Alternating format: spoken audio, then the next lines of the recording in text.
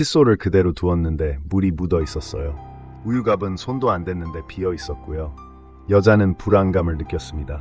이 집에서 혼자 살고 있었지만 모든 징후가 집안에 다른 무언가가 있다는 것을 암시하는 듯했죠.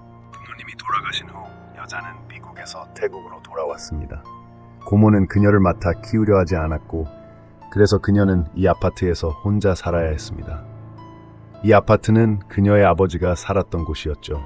처음에는 전혀 무섭지 않았지만 집에서 계속해서 이상한 일들이 벌어지자 경계심을 갖게 되었습니다.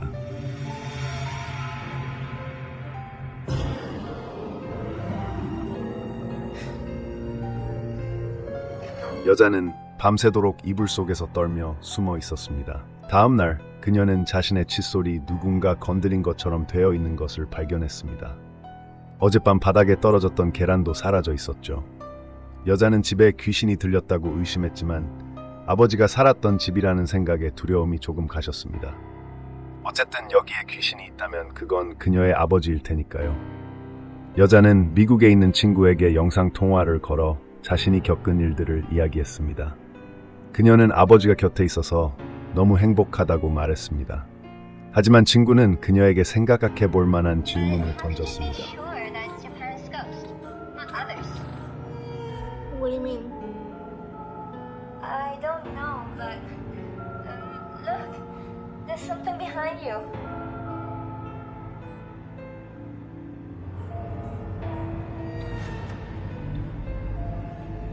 여자는 깜짝 놀라 뒤를 돌아보았지만 아무것도 없었습니다. 그저 친구가 그녀를 놀리려고 한 것뿐이었죠. 다행히 여자는 속지 않고 친구의 장난임을 바로 알아챘습니다. 하지만 방금 친구의 말이 그녀를 더욱 경각심을 갖게 했습니다. 그녀의 아버지가 이 집에서 살았던 것은 사실입니다. 하지만 이 집에 귀신이 들렸다면 그것이 정말 자신의 아버지의 혼령이라고 어떻게 확신할 수 있을까요? 만약 그녀가 알지 못하는 악령이라면 그녀의 결말은 비참할 것입니다. 여자는 집안의 상황을 감시하기 위해 카메라를 설치하기로 했습니다. 그녀는 그 귀신이 도대체 누구인지 확인하고 싶었습니다. 하지만 여자는 자신이 다시 잠든 후 어둠의 손길이 그녀에게 뻗어오는 것을 알지 못했습니다.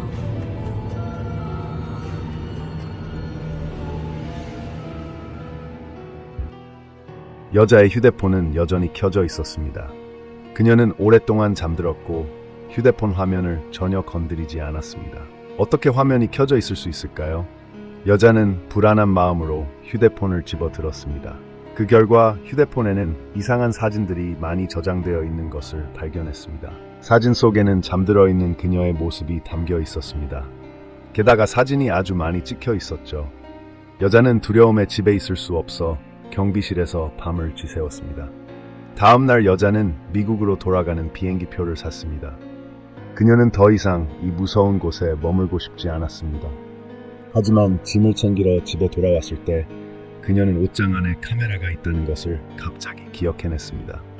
그녀는 호기심에 영상을 확인했는데 침대 밑에서 검은 물체가 기어 나오는 것을 보게 되었습니다.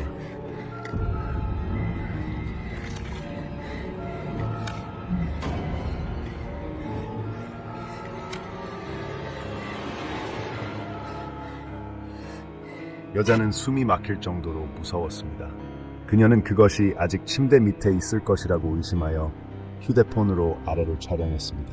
아래에는 아무것도 없었지만 그녀는 여전히 그곳에 머물 수 없었습니다. 그녀가 캐리어를 끌고 나가려는 순간 열쇠가 침대 밑으로 떨어졌습니다. 그녀는 칼을 이용하여 열쇠를 조금씩 끌어올릴 수밖에 없었습니다. 곧바로 그녀는 열쇠를 열기 위해 달려갔지만 너무 긴장한 나머지 열쇠를 열 수 없었습니다. 그녀는 어지러울 정도로 무서워서 정신을 잃고 의자에 쓰러졌습니다. 몇 번 심호흡을 한 후 그녀는 마침내 진정했습니다. 아까 보던 영상을 다 보지 못했다는 것을 기억하고는 카메라를 들고 다시 보기 시작했습니다. 하지만 예상치 못한 일이 벌어졌습니다.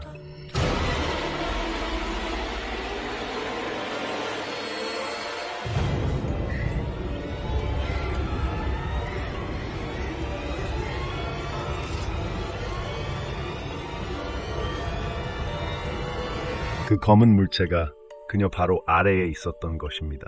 여자는 상대방이 자신을 잡고 있다고 느껴 급히 칼로 아래를 찔렀습니다.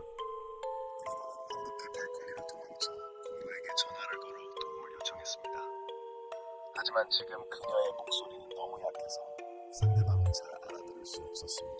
지금은 스스로 해결해야 할 것 같았습니다. 여자는 집으로 돌아왔고 그 검은 물체는 사라져 있었습니다. 그녀는 그것을 없애기 위해 온 집안을 뒤졌습니다.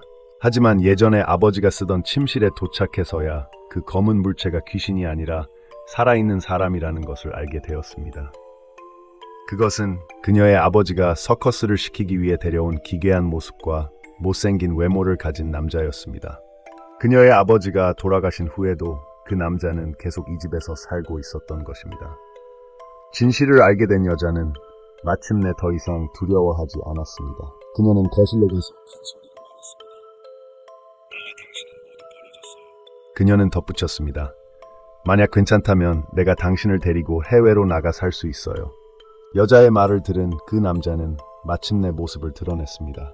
여자는 그에게 캐리어를 던져주었고 그는 스스로 안으로 들어갔습니다. 그는 여자가 정말 자신을 데려갈 것이라고 생각했지만 바로 그 순간